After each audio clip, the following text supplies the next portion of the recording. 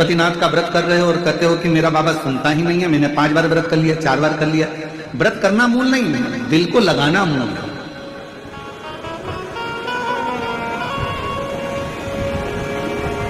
कितना सुंदर कहा है। सोमवार का व्रत है, पशुपतिनाथ का व्रत है, 16 सोमवार का व्रत है, संकट सोमवार का व्रत है, प्रदोष का व्रत है, शिवरात्रि का व्रत है। उस दिन बेलपत्र को, जिस दिन आपका व्रत होता है उस दिन बेलपत्र को नहीं तोड़ा जाता। कितना सुंदर वर्णन है, जरा सुनिएगा शिव महापुराण का, लिंग पुराण का ये वर्णन, शिव पुराण का, स्कंद पुराण का ये वर्णन ध्यान रखना। जिस दिन आपका सोमवार का व्रत है उस दिन बेलपत्र नहीं तोड़ा जाता। जिस दिन आपका पशुपतिनाथ का व्रत है उस दिन आप बेलपत्र नहीं तोड़ोगे वृक्ष से। जिस दिन आपका प्रदोष का व्रत है उस दिन बेलपत्र नहीं तोड़ोगे। जिस दिन आपका 16 सोमवार का व्रत है उस दिन बेलपत्र नहीं तोड़ोगे। जिस दिन संकट सोमवार का व्रत है, शिवरात्रि का व्रत है, जिस दिन आप शंकर भगवान का तीज का व्रत, छठ का व्रत, भगवान शंकर का कोई भी व्रत अगर आप धारण करते हैं तो उस दिन बेलपत्र को व्रत करने वाले व्यक्ति को नहीं तोड़ना चाहिए। व्रत आज है तो बेलपत्र को एक दिन पहले तोड़कर रख लेना चाहिए। क्यों? ऐसा हमारा शास्त्र, हमारा विधान, हमारे पुराण, हमारे वेद क्यों वर्णन करते हैं? किस लिए वर्णन करते हैं? क्यों कहा गया कि प्रदोष के दिन, जिस दिन आपका व्रत है उस दिन आप कोई सा भी व्रत, आपका सोमवार का व्रत है, आपका शिव जी का अगर कोई व्रत कर रहे हो तो उस दिन आप भगवान शंकर को चढ़ाने के लिए बेलपत्र मत तोड़ो, एक दिन पहले तोड़ो। क्यों कहा गया? हमारे शास्त्र क्यों कहते हैं कि पशुपतिनाथ का व्रत कर रहे हो तो बेलपत्र को एक दिन पहले तोड़ना, सोमवार का व्रत कर रहे हो तो बेलपत्र को एक दिन पहले तोड़ना, प्रदोष का व्रत कर रहे हो तो एक दिन पहले बेलपत्र को तोड़ना। एक दिन पहले उस बेलपत्र को क्यों तोड़ा जाता है? जिस दिन हमारा व्रत रहता है उस दिन हम बेलपत्र क्यों नहीं तोड़ सकते? तो हमारा शास्त्र कहता है, शिव महापुराण वर्णन करती है कि जिस बेलपत्र की पूजन आप साल भर में अगर एक दिन भी आपने बेलपत्र को जल चढ़ाया है, एक दिन भी बेलपत्र को नमन करा है, एक दिन भी बेलपत्र के वृक्ष को यदि तुमने पूजा है, साल भर में एक दिन भी आपने अगर बेलपत्र की आराधना करी है, तो आप जब जब सोमवार का व्रत रखती हो, प्रदोष का व्रत रखते हो, आप जब जब शिवरात्रि का व्रत रखते हो, आप जब संकट सोमवार का व्रत रखते हो, पशुपति व्रत रखते हो, तो तुम्हारे उस व्रत को सफल बनाने के लिए बेलपत्र का वृक्ष भी तुम्हारे लिए व्रत रखता है, जिससे तुम्हें इस फल की प्राप्ति।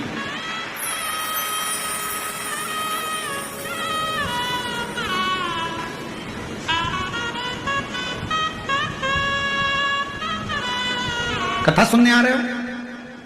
घर के बाहर बेलपत्र का पेड़ है, कथा श्रवण करने जा रही हूं, बेलपत्र का वृक्ष है। नहीं, आपको अगर कथा सुनने जा रहे हो तो बेलपत्र अगर चढ़ाना है तो एक दिन पहले आप बेलपत्र को उतारो।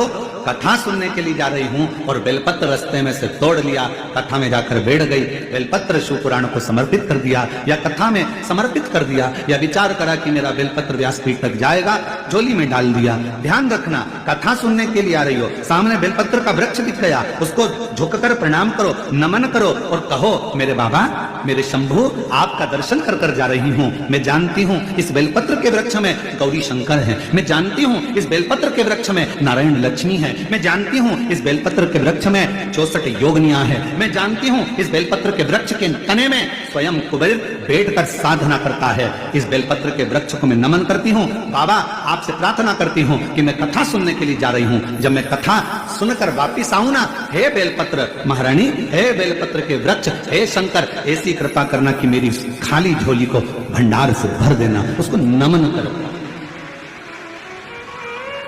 और हम क्या करते हैं? कथा सुनने जा रहे हैं तो बेलपत्र का वृक्ष अपने आंगन में है या बेलपत्र का वृक्ष रास्ते में पड़ गया, 4-6 बेलपत्र तोड़ लिए, कथा में जाकर बैठ गए, कथा सुन ली, बाद में बेलपत्र समर्पित कर, ना ना ना ना, आते समय बेलपत्र को नमन करते हुए,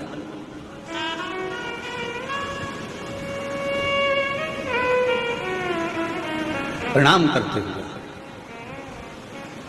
विनय करते हुए।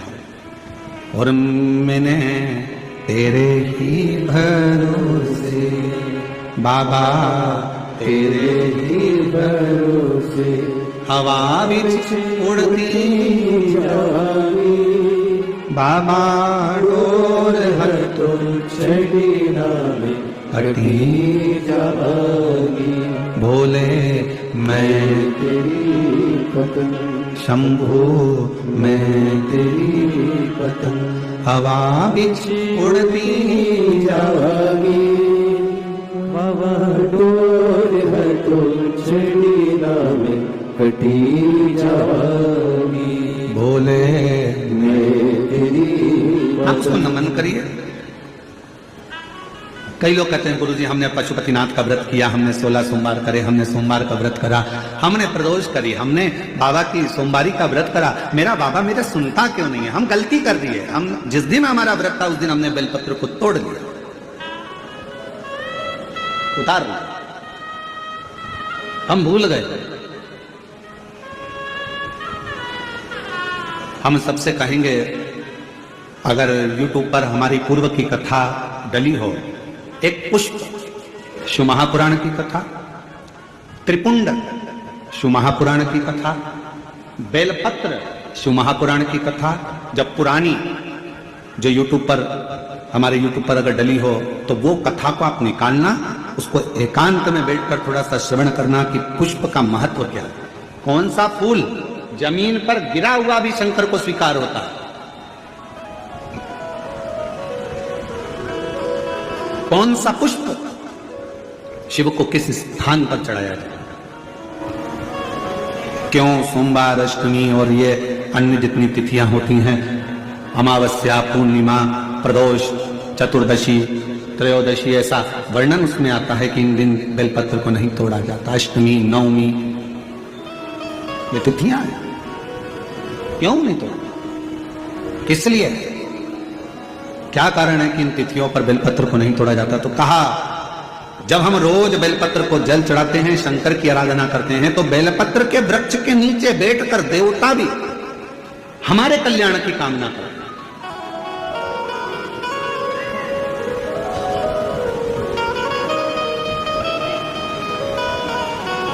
कितनी बड़ी बात लिखी है।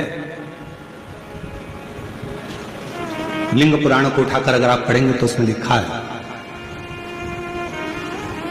1.25 किलो सोने के सिंहासन पर, कितने किलो? जम जम के बोलो जरा, आवाज नहीं आई। 1.25 किलो सोने के सिंहासन पर मखमल का गद्दा बिछाकर एक शालिग्राम भगवान की मूर्ति, शालिग्राम भगवान की शिला रखकर उस पर सोने का छत्र 0.5 किलो का लगाकर हीरों और पन्नों से शालिग्राम भगवान का श्रृंगार कर कर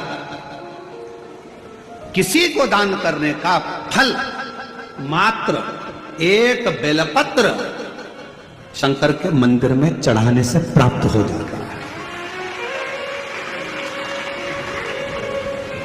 कितने किलो सोने का सिंहासन? बोलो बोलो, जम के बोलो जरा।